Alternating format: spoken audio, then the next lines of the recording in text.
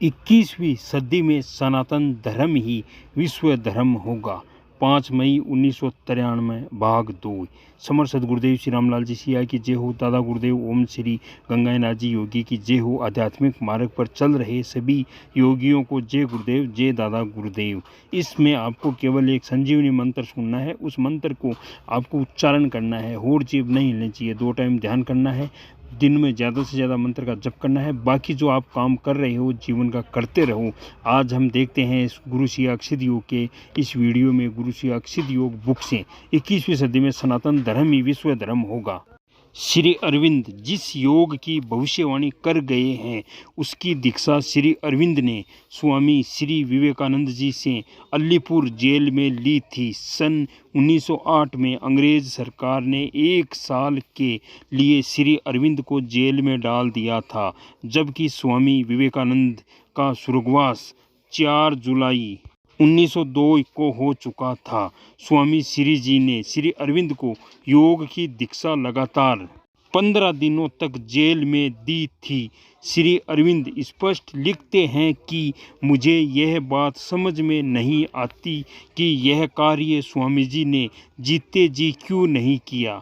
स्वामी श्री विवेकानंद जी ने जिस योग का प्रचार प्रसार किया उसे राजयोग अर्थात ध्यान योग कहा जाता है।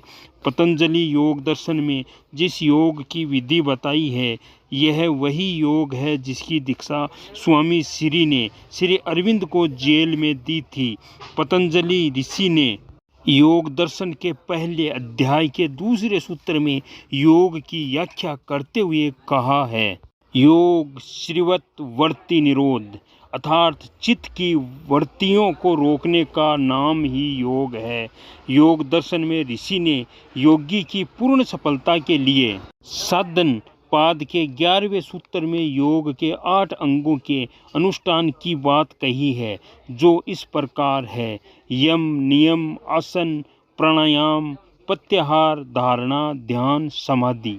योग के इन 8 अंगों का अनुष्ठान इस युग के मानव के लिए पूर्ण रूप से असंभव है। यही कारण है कि योग भारत से लोप प्राय हो चुका है। पतंजलि योग दर्शन जैसे महत्वपूर्ण ग्रंथ की जानकारी भी नगण्य लोगों तक ही सीमित है। भारत में ही योग के बारे में बहुत कम लोगों को जानकारी है। जैसे तो भारतीय दर्शन में कई प्रकार के योगों का वर्णन मिलता है, परंतु मुख्य तौर पर निम्नलिखित 5 योगों की तरफ ही ज़्यादा ध्यान दिया जाता है। राजयोग अर्थात ध्यान योग, ज्ञान योग अर्थात असंख्य योग, कर्म योग अर्थात अनासक्ति निष्काम कर्म योग, भक्ति योग अर्थात जप या मंत्र योग, हठ योग यह तो राजयोग का साधन मात्र है। शिव संहिता में हठ योग और राजयोग को परस्पर पूरक बताया गया है। हठ बिना राजयोगो, राजयोगम बिना हठ। योग का वर्णन नाथ मत के ग्रंथों में सर्वाधिक मिलता है। इस समय संसार में पतंजलि योग दर्शन की ही मान्यता अधिक है, परंतु यह बात सभी में है कि नाम पर प्रणव जप नितांत अनिवार्य है। इसके बिना सहस्रार में पहुंचना असंभव है, संभव नहीं है। राजयोग हो या हठ योग, दीक्षा के बिना किसी प्रकार की सफलता नहीं मिलती है। भारतीय दर्शन में गुरु शिष्य परंपरा में दीक्षा का विधान है। इस दर्शन में गुरु प्रसाद की बहुत महानता बताई गई है। इस प्रकार इस संबंध में कश्मीरी शैव सिद्धांत कहता है कि ईश्वर के 5 करते हैं, सृष्टि स्थिति लय तिरोधान अनुग्रह। 5वां करते जो अनुग्रह है, इससे मानव को अपनी व विश्व की यथार्थता का बोध होता है। कश्मीरी शैव सिद्धांत में गुरु का वर्णन 5वां ईश्वरीय काम संपन्न करने वाला अर्थात अनुग्रहकर्ता के रूप में किया गया है। इस आराधना पर आपको चलने के लिए कहीं जाना नहीं है, 1 रुपया किसी को देना नहीं है, बिल्कुल निःशुल्क है। केवल आप सोशल मीडिया से गुरु सियाग लिख के, संजीवनी मंत्र लिख के आप वो गुरुदेव की आवाज़ में सुन लीजिए।